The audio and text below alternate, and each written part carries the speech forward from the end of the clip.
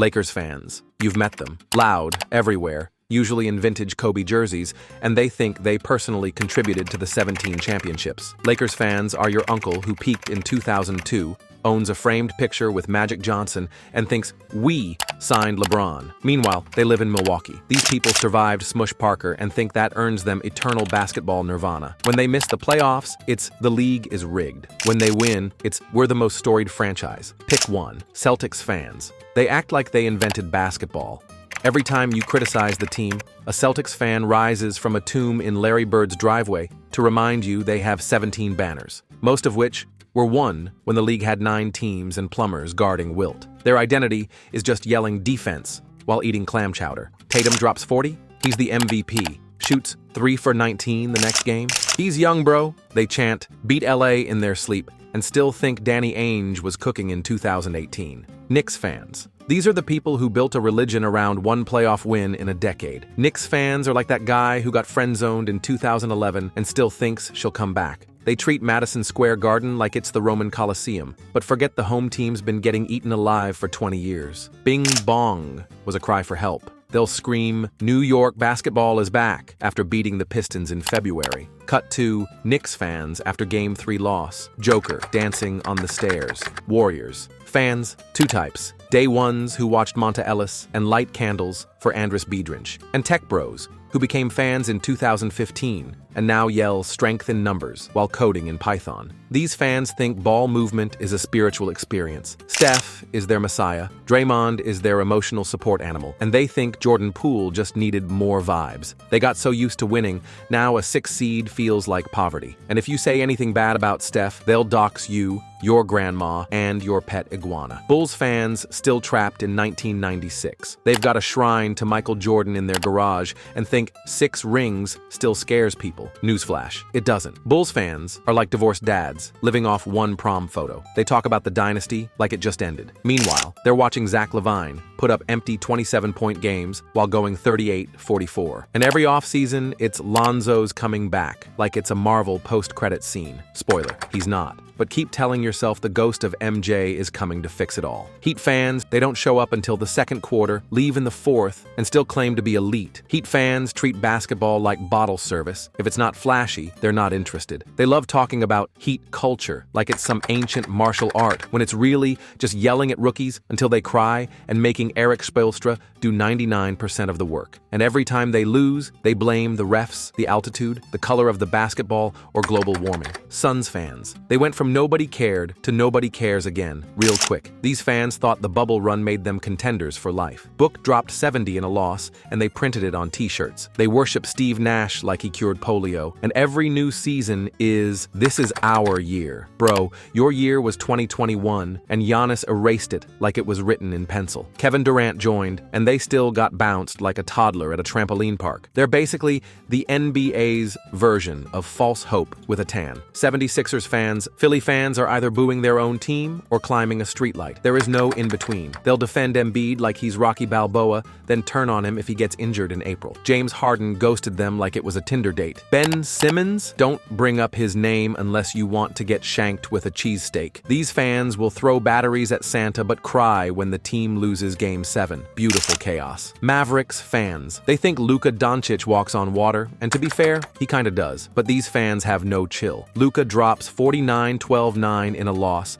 and they act like he deserves sainthood. They blame every failure on bad coaching, and he needs help. But ignore that half the time Luka looks like he's playing in slow motion at a pickup gym in Croatia. They act like the 2011 title gives them eternal credibility, but Dirk ain't walking through that door, and Kyrie's one tweet away from detonating the locker room again. Nuggets fans. They just got their ring, but they're already acting like they've had 5. Nuggets fans are in that post-glow honeymoon phase, posting Jokic horse memes and pretending anyone outside Colorado cares. They spent 20 years being ignored. Now they want their respect, like it's an Amazon Prime delivery. If you say Jokic isn't the GOAT, they'll hit you with a 10-minute stat lecture while casually ignoring the altitude advantage. They're humble, but also unbearable now. Success changed them and they like it. Clippers fans. They're like the guy who bought a Lamborghini just to crash crash it into a Walgreens. Clippers fans spent the last decade convincing us they were taking over LA, only to keep tripping over their own shoelaces. Kawhi's knees haven't worked since Endgame dropped, and Paul George gets hurt every time the wind changes direction. And yet, every October, these fans say, "This is the year." Bro, your banner is just a framed coming soon sign. Staples Center, Crypto.com arena, isn't even yours. You just rent it like a sad Airbnb guest. Hawks fans, they're basically Atlanta rappers but without the success. Every year, they think Trae Young is the second coming of Steph Curry until he goes 3 for 19 and gets bodied on defense by Kyle Lowry. These fans showed up once in the 2021 playoffs, got a taste of relevance, and haven't shut up since. State Farm Arena is a ghost town half the season, and when it's not, it's just courtside influencers pretending they know who Bob Pettit is. They're loud online, non-existent in real life, like a SoundCloud rapper with 3 plays. Raptors fans, still living off 2019 like it was a Drake album that never ended. Raptors fans act like Kawhi stayed, like Lowry's still around, like Siakam didn't just get traded for a bag of IKEA coupons. These are the most polite, delusional fans in the league. It's okay, we're rebuilding. Bro, your rebuild looks like a Home Depot cart with missing wheels. They think Scotty Barnes is the next Giannis. He's nice, but chill. And don't bring up that "We the North" chant unless you're prepared for a 3-hour monologue about 2019 like it's a war story. Kings fans, they waited 16 years just to lose in Game 7 to a dude with one good ankle. Kings fans have suffered, sure, but now they've swung too far the other way. Like prisoners finally let out who think they're royalty. They chant, "Light the beam," like it's a religion. They'll tell you De'Aaron Fox is the best point guard in the league while ignoring the 6-game losing streak they're currently on. Respect for surviving the Vlade Divac era, but let's not act like one playoff trip makes y'all royalty. Beam team, more like meme team when April hits. Pelicans fans, every season starts with "if Zion stays healthy" and ends with a hamstring emoji. Pelicans fans are living inside a medical waiting room. They've got talent, they've got potential, they've got constant disappointment. The Smoothie King Center sounds like a fake stadium in a 2K My League save. They want respect, but even their own star looks like he'd rather be anywhere else. And don't get me started on Brandon Ingram.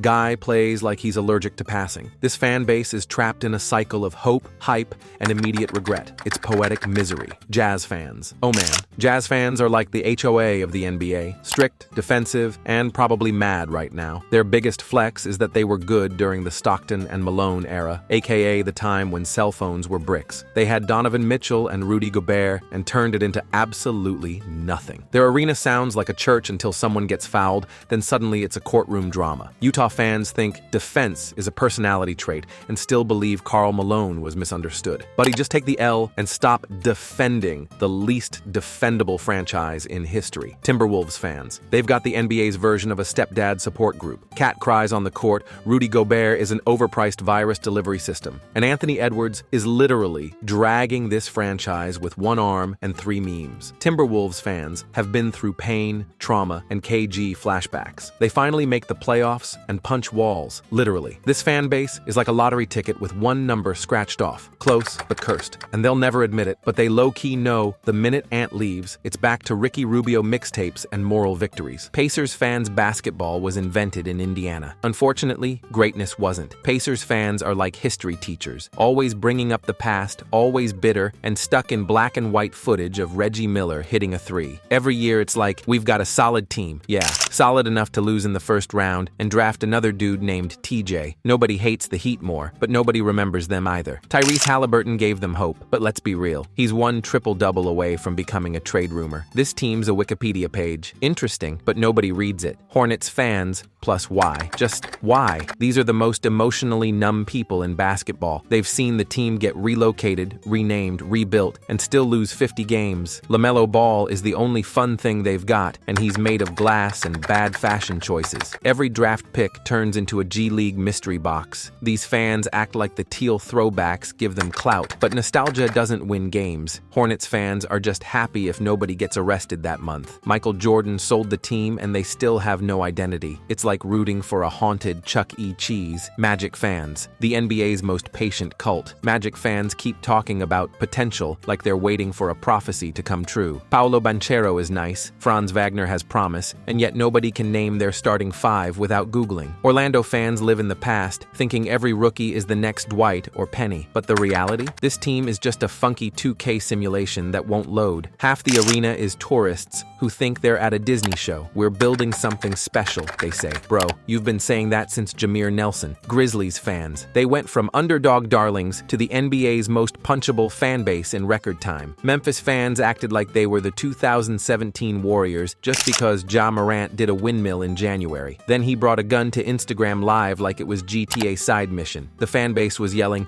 "We want the smoke," and got absolutely smoked. Dylan Brooks talked like he was a Marvel villain, then vanished like Thanos snapped him. These fans now pray in silence and pretend they never said, "We're good in the West." Yeah, tell that to the 11th seed. Thunder fans. You either believe in Sam Presti like he's a basketball messiah, or you think he's just hoarding draft picks like a raccoon with gambling addiction. Thunder fans watched KD leave, Russ explode, and Harden turn into a beard-shaped disaster, and somehow came out still optimistic. They worship Shea like he's Canadian Kobe and believe Chet Holmgren is the next unicorn. Newsflash, you can't build a dynasty with vibes and second-round picks. But hey, at least they got more future assets than the IRS. Wizards fans. They don't exist. No, seriously. Find me a Wizards fan who willingly watches games in 2025. This fan base is like a myth your cousin made up. Bradley Beal left, Porzingis left, and now Jordan Poole is out here hooping like it's a YMCA open run with no defense. The arena looks like a dentist's waiting room, and the team identity is just shrug emoji. Every season starts with a 2-2 record and ends with a 30-win funeral. Wizards fans are numb, not loyal, not hopeful, just present. Nets fans. Remember when they had KD, Kyrie, and Harden? Yeah, that lasted about as long as a TikTok trend. Nets fans thought they were building a super team. Turns out they were just hosting a midlife crisis support group. Now they're stuck watching Mikal Bridges drop 22 while pretending it's progress. Barclays Center has more tourists than fans, and half the crowd doesn't even know what borough they're in. Nets fans act like they escaped Knicks misery, but they just built the same house 2 blocks down, without the history or soul. Congratulations, you're NYC's second favorite failure. Trailblazers fans. They stayed loyal to Damian Lillard like it was a toxic relationship, and got ghosted anyway. Blazers fans are the NBA's version of "I can fix him." Every offseason was, just wait till Dame gets help, and then they signed Evan Turner. Now Dame's gone, and they're convincing themselves Scoot Henderson is the second coming. It's giving rebound energy. They still act like 2019 was a dynasty year when they got swept by the Warriors with KD in street clothes. Rose Garden? More like graveyard of what could have been. Spurs fans. This fan base is like your stoic grandpa who watches games in silence and only speaks when the fundamentals are off. They watched Tim Duncan for 20 years and now talk about the right way to play like it's gospel. Then Wemby showed up and suddenly they're loud again, like monks discovering Twitter. Spurs fans believe Pop is immortal and that Wembanyama will bring 6 more rings. Maybe. But until then, it's a bunch of middle-aged guys in polo shirts breaking down footwork on Reddit. Calm, collected, and quietly waiting to destroy you in 2027. Cavaliers fans. They've been through it. LeBron left. Twice. And they still wear his jersey like he's their absentee father. Cavs fans are riding the Donovan Mitchell train like it's the last hope for salvation. They hype up every 22-point game like he's MJ reborn, then cry in silence when they get bounced by the Knicks. This team is either second in the East or flaming out in 5 games. Nothing in between. They pretend to love the new era, but if LeBron tweeted, "thinking of coming home," they'd burn everything for him by sunrise. Rockets fans. These fans went from James Harden's strip club dynasty to praying Jalen Green learns how to play defense before 2030. Rockets fans act like they're in year 2 of a rebuild. It's been 5. They'll post a highlight of Sengun making 1 pass and call it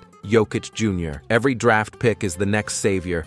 Every 3-game win streak means we're back. Number you're not. Houston fans don't want a team. They want a mixtape. Something fun, chaotic, and absolutely allergic to winning. And that's exactly what they've got. Pistons fans' pain are like the people in horror movies who keep going into the basement. Every year it's, we got young talent. And every year it's 17 wins and a new coach. They treat Cade Cunningham like a god, but half the league forgot he exists. Jaden Ivey flashes? Star. Duran blocks a shot? Future DPOY. Meanwhile, they're losing by 20 to the Hornets. It's rough. They're stuck in a rebuild so deep, it's about to hit oil. At this point, Detroit basketball is just a rumor passed down through generations. Bucks fans, the wholesome Midwesterners who accidentally became elite. Bucks fans spent 50 years suffering. Then one day, Giannis appeared like a Greek basketball Jesus. Now they think they're a dynasty. These are the nicest fans who will casually remind you, we have a ring you don't. But deep down, they know the window's getting smaller. Dame can't can't guard a chair, Middleton's knees sound like bubble wrap, and Giannis is starting to throw shade in interviews. Bucks fans say they're humble, but you bring up 2021 and suddenly they're flexing like they invented championships. Respect them, but don't trust them.